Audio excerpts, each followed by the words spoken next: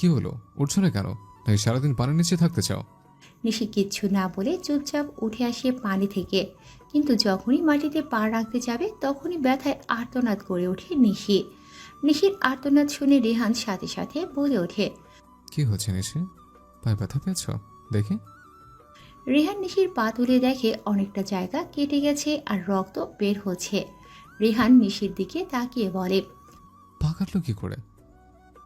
মনে হয় পুকুরের স্লিপ কেটে পড়ার সময় কেটে গেছে। একটু কেয়ারফুল থাকতে পারো না তুমি?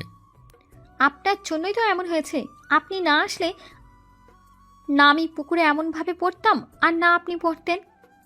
হয়েছে তোমার কথা বলা, এবার চলো। হাঁটতে পারবে তো নাকি? না পারলেও বা কি, আমাকে তো কষ্ট করেই হেঁটে যেতে হবে। যা হয়েছে সব আপনার জন্য হয়েছে। নিশি কথাটা বলতে না বলতেই নিজেকে শূন্যে আবিষ্কার করে। রেহান নিশিকে পাজা কোলে তুলে নিয়ে বাড়ির দিকে হাঁটা ধরে। দুটো ভেজা শরীরে নিমিষেই আবার এক হয়ে গেল। রেহানের হার্টবিট কম্পন স্পষ্ট শুনতে পারছে নিশি। নিশি অবাক হয়ে রেহানের দিকে তাকিয়ে আছে। ও তো ভাবতেই পারেনি রেহান ওকে এভাবে কোলে তুলে নেবে। নিশির এভাবে তাকানো দেখে রেহান বলে ওঠে। কি হলো? এভাবে আমাকে তাকিয়ে দেখার কি আছে? তুমি হাঁটতে পারবে না বলেই তো কোলে নিয়েছে। নিশি মুচকি হেসে রেহানের বুকে মাথা হেলিয়ে দিয়ে চোখ বন্ধ করে নেয়। হয়তো নিশি এমন সুযোগ বারবার পাবে না রেহানের বুকে মাথা রাখার, তাই নিশি সুযোগে সদ্ব্যবহার করল। সূর্যি মামার ডোবা মাত্র চারিদিকে আধার নেমে এসেছে। পাখিরা নিজ নিজ ঘরে ফিরে গেছে। আবহাওয়া পরিবর্তন হয়েছে চারিদিকে। হালকা বাতাসও বইছে রাতে। হয়তো তুমুল বৃষ্টি নামতে পারে, তারই আভাস জানান দিচ্ছে প্রকৃতি। আকাশটা বারবার কেঁপে উঠছে, তার সাথে হালকা গুড়ি গুড়ি বৃষ্টির ফোঁটাও পড়ছে। নিশি ব্যালকনিতে ব্যান্ডেজ করা পা নিয়ে চেয়ারে বসে আছে। বাতাসে অবাধ্য চুলগুলো উড়ছে। ছোট ছোট চুলগুলো নিশি বারবার কপাল থেকে বিরক্ত চেহারা নিয়ে কানে গুঁজে দিচ্ছে। বাম হাত দিয়ে আর ডান হাত বাড়িয়ে বৃষ্টির ফোঁটা হাতে নিয়ে উপভোগ করছে। মাঝে মাঝে দমকা হাওয়া দেওয়ার জন্য বৃষ্টির কিছু ফোঁটা নিশির মুখশ্রীতে আছড়ে পড়ছে। আর অন্যদিকে রেহান সোফাতে বসে ল্যাপটপ নিয়ে কাজে ব্যস্ত। রেহানের হঠাৎ করে ফোন আসে। ফোন পিক করে কথা বলতে বলতে ব্যালকনির দরজার কাছে আসে। দরজার সামনে এসে দাঁড়াতে রেহানের চোখগুলো আটকে যায় নিশিকে এই অবস্থায় দেখে। রেহান ফোনটা কানের কাছ থেকে আড়মোড়ে সরিয়ে নিশির দিকে পলকহীনভাবে তাকিয়ে থাকে। ঠোঁটের কোণে হাসি ফুটে উঠছে। হঠাৎ ফোনের ওপাশের ব্যক্তিটার ডাকে রেহান ঘর থেকে বের হয়ে আসে। ফোনটা আবার কানের কাছে নিয়ে বলে। তোকে পরে ফোন করছে। রেহানের উপস্থিতি পেয়ে নিশি রেহানের দিকে ফিরে তাকায়। রেহানের অদ্ভুত দৃষ্টি দেখে নিশির হাস্যোজ্জ্বল চেহারাটা মিলিয়ে যায়। নিশির দৃষ্টির নিচের দিকে আবদ্ধ করে নেয়। নিশির সকালের ঘটনা মনে পড়তে সারা শরীরের পশম দাঁড়িয়ে যায়। রেহানের কাছ থেকে প্রথম ভালোবাসার পরশ পেয়েছে নিশি আজ। নিশি কোনোদিন ভাবতে পারেনি রেহান এমন একটা কাণ্ড ঘটাবে। সাথে রেহানও হয়তো ভাবতে পারেনি ও অবাকের বশে এমনটা করে বসেছে। সকালে রেহান নিশিকে পুকুর থেকে বাড়িতে নিয়ে আসার পর বাড়ির সবাই অনেক বকাবকি করে নিশিকে।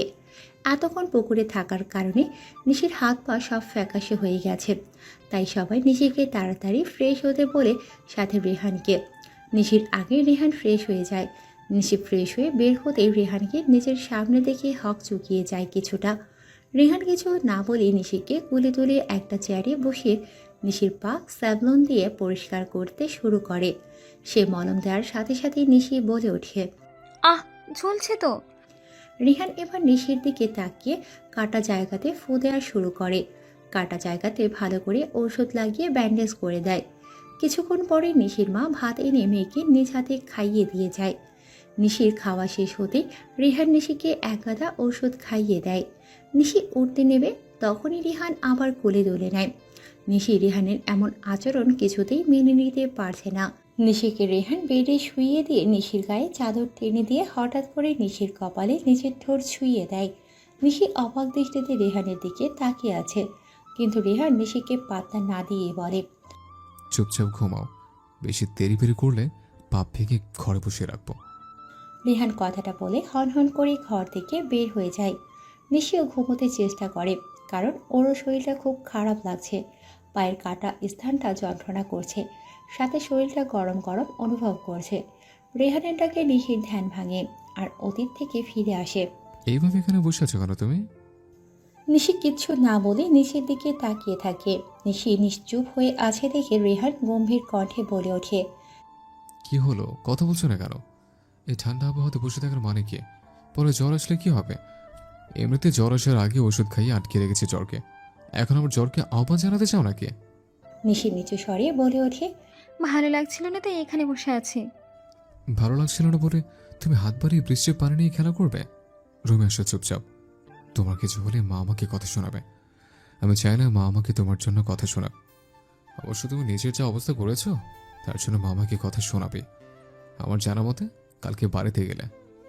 রেহানের কথা শুনে নিশি মন খারাপ করে ফেলে। রেহানের নিশির প্রতি কেয়ার দেখে নিশি ভেবেছিল হয়তো ওর জন্য রেহানের মনে কোনো জায়গা আছে, কিন্তু রেহান শুধু ওর মায়ের কথা চিন্তা করে নিশির কেয়ার করছে। এটা ভেবেই নিশির মনটা ভেঙে যায়। নিশি কিছু না বলে উঠে দাঁড়ায়। নিশি ঘুরে ঘুরে হেঁটে রেহানের পাশ কাটিয়ে ঘরে ঢুকতে যাবে, তখনই নিশি ব্যালেন্স হারিয়ে পড়ে যেতে নেবে। সাথে সাথে রেহান নিশিকে ধরে ফেলে। রেহান নিশিকে পাজা করে তুলে ব্যালকনিতে থেকে এনে বেডে বসিয়ে দিয়ে নিজেও গিয়ে সোফাতে বসে ল্যাপটপে কাজ করতে থাকে। নিশি রেহানের দিকে এক দৃষ্টিতে তাকিয়ে আছে। রেহান নিশির দিকে তাকাতেই দুজনের চোখে চোখ পড়ে যায়। নিশি সাথে সাথে অন্যদিকে ফিরে তাকায়। রেহান আয়েশ করে বসে নিশির দিকে প্রশ্ন ছুড়ে মারে। তোমার কি পড়ালেখা নেই? নিশি রেহানের দিকে তাকিয়ে বলে, মানে? মানে তুমি তো বসে আছো, তাহলে বই নিয়ে পড়তে বসো, তাহলেই তো হয়। শুনুন, আমার আপাতত এখন পড়ালেখা নেই। কেন নেই? কারণ আমি পরীক্ষা দিয়ে ফেলেছি। কিসের পরীক্ষা দিয়ে ফেলেছো তুমি? এইচএসসি পরীক্ষা দিয়েছি। কি, তুমি এইচএসসি পরীক্ষা দিয়ে ফেলেছো? হ্যাঁ, এত অবাক হওয়ার কি আছে? কিন্তু তোমাকে তো আমি পিচ্ছি ভেবেছিলাম। ভেবেছিলাম তুমি। আমি মোটেও পিচ্ছি না, আমি অনেক বড়।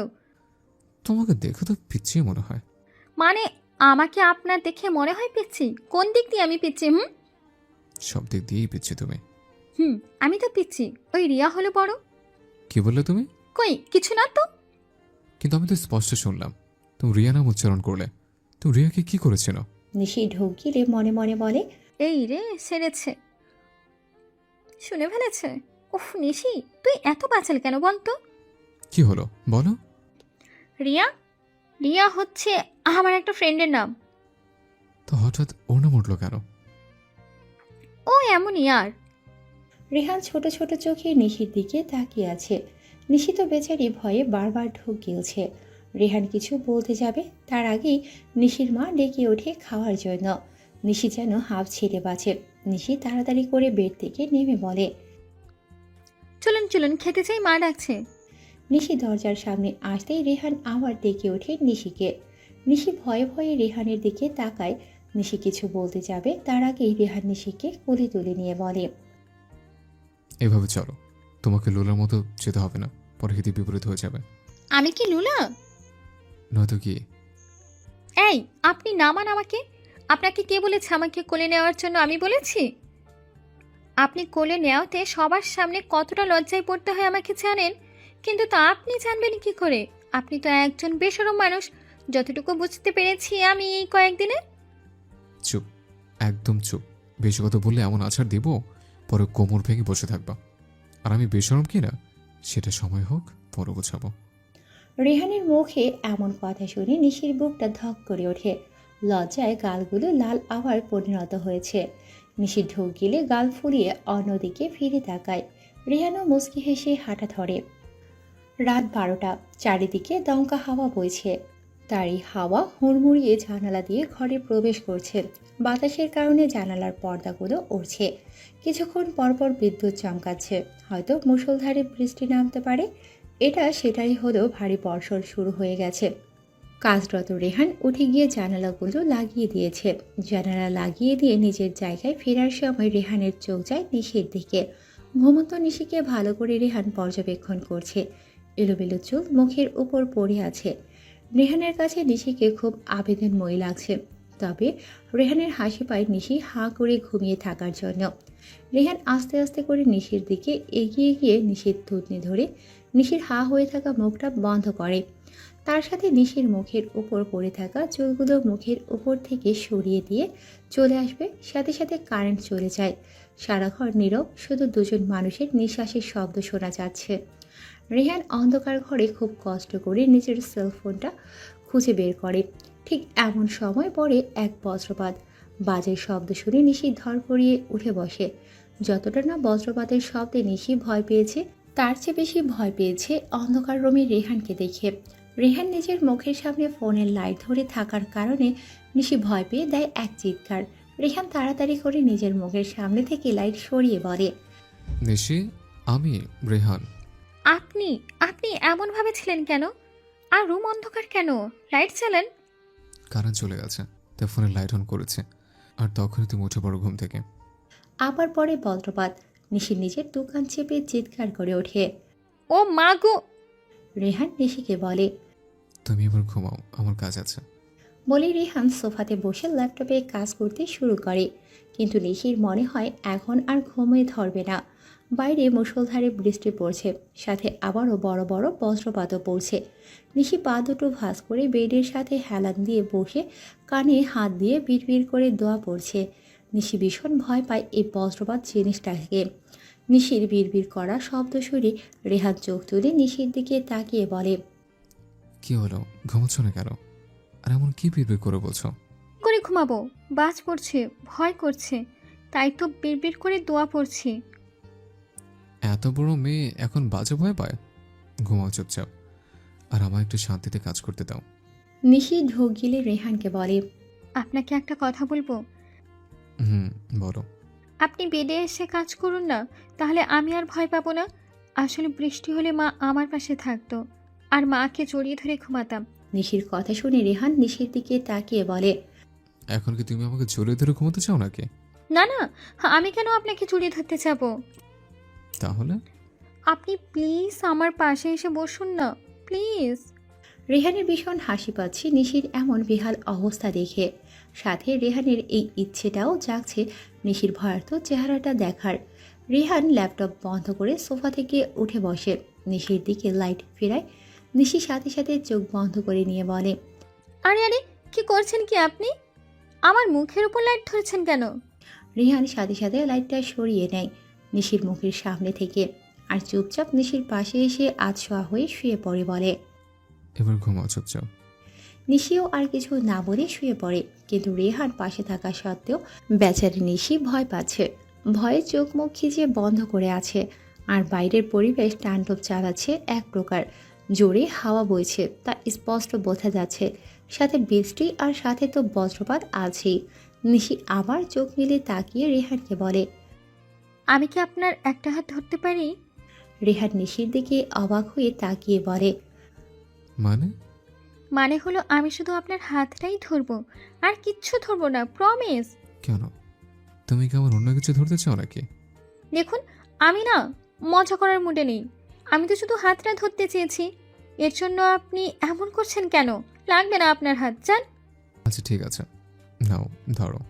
রেহান নিশির দিকে বা হাতটা বাড়িয়ে দেওয়ার সাথে সাথে রেহানের হাতটা জাপটে ধরে। নিশি রেহানের হাতটা ধরার সাথে সাথে রেহান অনুভব করে নিশির হাত প্রচণ্ড ঠান্ডা। রেহান তড়িৎ গতিতে নিশির দিকে ফিরে বলে, নিশি, তুমি ঠিক আছো? হ্যাঁ, আমি ঠিক আছি। তাহলে তোমার হাত তো ঠান্ডা কেন? নিশি কিছু বলছে না দেখে রেহান নরম স্বরে বলে ওঠে। বিশ্ব ভয় করছে? রেহানের নরম স্বরে কথা শুনে নিশি ডুকরে কেঁদে ওঠে। নিশি যে কেন কান্না করছে সেটা নিশিও জানে না। রেহান নিশির কান্না দেখে পুরো ব্যাককাল হয়ে যায়। চিহ্নিত স্বরে শুধালো, কি হয়েছে নিশি, শরীর খারাপ লাগছে? নিশি অনবরত কেঁদেই যাচ্ছে। রেহান কিছুই বুঝতে পারছে না নিশি কেন কান্না করছে। জিজ্ঞেস করছে, কিন্তু নিশি কোনো কথাই বলছে না। নিশির কান্না করতে করতে হেসকি উঠে গেছে। রেহানও আর কিছু না ভেবে নিশিকে টান দিয়ে নিজের বুকের সাথে মিশিয়ে নিয়ে বলে, স্টপ নিশি, এভাবে কান্না করছে কেন? কি হয়েছে বলো আমাকে, না বললে বুঝবে কি করে? কি সমস্যা? নিশি কিছুই বলছে না দেখে এবার রেহান নিজের কাছ থেকে নিশির দুবাহু ধরে সরাতে যাবে, সাথে সাথে নিশি রেহানকে জাপটে ধরে বলে ওঠে, প্লিজ যাবেন না আপনি, আমার একা থাকতে ভয় করে। নিশির কথাটা শোনার সাথে সাথে রেহানের হাত দুটো থমকে যায়। আর নিশিকে নিয়ে এভাবেই আধশোয়া হয়ে শুয়ে থাকে। নিশির কান্নার গতি তো কমেছে, কিন্তু রেহানের হৃদয়ের গতিটা বেড়ে গেছে বাইরের পরিবেশটার মতো। মেলি গন্ধ রেহানের নাকে আসে, কেমন জানি মাতাল করার মতো। রেহান নিজেকে অনেক কষ্ট করে সংযত রাখছে, কারণ দিন শেষে রেহানও একজন পুরুষ, আর সেই পুরুষকে আকর্ষণ করবেই একটা নারী, এটাই স্বাভাবিক। সে নারী যদি থাকে নিজের বুকের উপর একেবারে লেপ্টে, তাহলে তো কথাই নেই। রেহানের শ্বাস প্রশ্বাস ভারী হয়ে আসছে, আর সাথে এটা ভাবছে নিশিরও কি একই অবস্থা আমার মতো। রেহানের ভাবনার মাঝে নিশি বলে ওঠে। আপনি কি স্প্রে ইউজ করেন? নিশির কথা শুনে রেহানের ভ্রুজোড়া কুঁচকে ওঠে। মানে? মানে আপনার শরীর থেকে খুব সুন্দর একটা ঘ্রাণ আসছে। সে তো তোমার শরীর থেকেও আসছে। কি? কিছু না, চুপচাপ ঘুমাও। আপনি কি আমার উপর রেগে আছেন আপনাকে এইভাবে জড়িয়ে ধরার জন্য? হ্যাঁ, রেগে আছে। এবার সর আমার থেকে। না না, সরব না, আমি ভয় পাই। নিশি চুপ হয়ে চোখ বন্ধ করে নেয়। আস্তে আস্তে ঘুমের দেশে তলিয়ে যায়। নিশি ঘুমিয়ে যাওয়ার পরে রেহান নিশিকে নিজের কাছ থেকে সরিয়ে নিশির জায়গাতে শুইয়ে দিয়ে নিজেও শুয়ে পড়ে। তবে রেহানের চোখে আজ ঘুম নেই, একদিনই নিশির দিকে তাকিয়ে আছে। তবে আস্তে আস্তে রেহানের চোখেও তন্দ্রা নেমে আসে। ভোরের আলো চোখে পড়তেই ঘুম ভেঙে যায় রেহানের। ঘুম ভাঙার পরপরই বুঝতে পারছে বুকের ওপর ভারী কিছু একটা জিনিস রয়েছে, যেটা তাকে আষ্টে পিষ্টে ধরে রেখেছে। নিভু নিভু চোখে তাকিয়ে বোঝার চেষ্টা করে আসলে তার বুকের ওপর ঠিক কী আছে। রেহান এবার চোখ মেলে তাকিয়ে দেখে নিশি ওকে খুব শক্ত করে জড়িয়ে ধরে বুকের ওপর মাথা রেখে ঘুমিয়ে আছে। কিন্তু রেহানের স্পষ্ট মনে আছে নিশিকে ওর নিজের জায়গাতে শুইয়ে দিয়েছিল। মেয়েটা রাতে আসলো কখন ওর বুকে, সেটাই রেহানকে ভাবাচ্ছে। রেহান এবার কিছুটা নড়ে ওঠাতে নিশি ঘুমের মাঝে রেহানের উপর এক পা তুলে আরও শক্ত করে জড়িয়ে ধরে। রেহানকে নিশি কোলবালিশ ভাবছে হয়তো, তাই এভাবে জড়িয়ে ধরেছে। রেহানের ভীষণ হাসি পাচ্ছে নিশির এই অবস্থা দেখে। জেগে থাকলে হয়তো নিশি খুব লজ্জা পেত নিজের কার্যকলাপ দেখে। রেহানও নিশির ঘুমন্ত মুখশ্রীর দিকে তাকিয়ে থাকে, আর এভাবেই শুয়ে থাকে নিশিকে নিজের বুকের ওপর নিয়ে। রেহানের ভালোই লাগছে নিশিকে নিজের বুকে রাখতে। প্রায় আধ ঘন্টা পরে নিশির ঘুম ভাঙে। নিশির ঘুম ভেঙে গেছে বুঝতে পেরে রেহান নিজের চোখ দুটো তাড়াতাড়ি বন্ধ করে নেয়, তা না হলে দেখা যাবে নিশির লজ্জায় মাটিতে মিশে যাচ্ছে। নিশি আড়মোড়া ভেঙে চোখ খুলে তাকিয়ে দেখে রেহানের বুকের উপর শুয়ে আছে, তাও আবার খুব বিশ্রীভাবে। রেহান যদি নিশির এই অবস্থা দেখে তাহলে কি ভাববে, এটা ভেবে নিশির লজ্জায় মাথা কাটা যাচ্ছে। রেহানের দিকে নিশি তাকিয়ে স্বস্তির নিঃশ্বাস ছাড়ে। এটা ভেবে রেহান এখনও ঘুমিয়ে আছে। তড়িৎ গতিতে রেহানের কাছ থেকে নিশি সরে আসতে যাবে, তখনই বাধে এক বিপদ। রেহানের শার্টের খোলা বোতামে নিশির চুল আটকে যায়, আর চুলে টান পড়তে নিশি শব্দ করে আর্তনাদ করে ওঠে। নিশির চিৎকার শুনে রেহান চোখ খুলে বলে। কি হচ্ছে নিশি? নিশি শুকনো একটা ঢোক গিলে বলে। কি? চুল আটকে গেছে আপনার শার্টের বোতামে। রেহান শোয়া থেকে একবার নিশির দিকে আরেকবার শার্টের বোতামের দিকে তাকায়। আর নিশি বেচারি তো মুখটা কালো করে রেখেছে, আর সাথে একরাশ লজ্জা নিয়ে। এটা ভেবে রেহানের কাছে নিশি ধরা খেয়ে ফেলেছে যে নিশি রেহানের বুকের উপর ছিল। রেহান উঠে বসার সাথে সাথে নিশিও উঠে বসে। রেহান বোতাম থেকে চুল খুলতে অনেক চেষ্টা করে, কিন্তু পারছে না। এমনভাবে প্যাঁচ লেগেছে যে চুল কাটা ছাড়া কোনো রাস্তা নেই। রেহান নিশির দিকে দৃষ্টিপাত করে বলে। কাছে আছে। নিশি মাথা নাড়িয়ে হ্যাঁ বলে। নিয়ে এসো যাও। চুলটা কাটতে না হলে ছাড়তে পারবো না বোতাম থেকে। রেহান কি বোকা নাকি? সে কি বুঝতে পারছে না নিশি কি করে যাবে? ওর চুল যে তার বোতামে লেগে আছে। যেতে হলে দুজনকে একসাথে যেতে হবে। নিশিকে এভাবে বসে থাকতে দেখে রেহান নিশির দিকে তাকিয়ে আবার বলে। কি হলো, বসে আছো কেন? যাও। কি করে যাব? উঠলেই তো চুলে টান পড়বে। রেহান একটা দীর্ঘশ্বাস ছেড়ে শার্টের অন্য বোতামগুলো খোলা শুরু করে। নিশি তা দেখে চোখ বড় বড় করে অন্যদিকে ফিরে বলে। এ কি কি করছেন আপনি? শার্ট কেন খুলছেন আমার সামনে? রেহান পুরো শার্টটা খুলে নিশির হাতে ধরিয়ে বলে। এবার যাও। নিশি আরেকবার রেহানের দিকে তাকিয়ে তড়িৎ গতিতে অন্যদিকে ফিরে তাকায়। রেহান পুরোপুরি খালি গায়ে।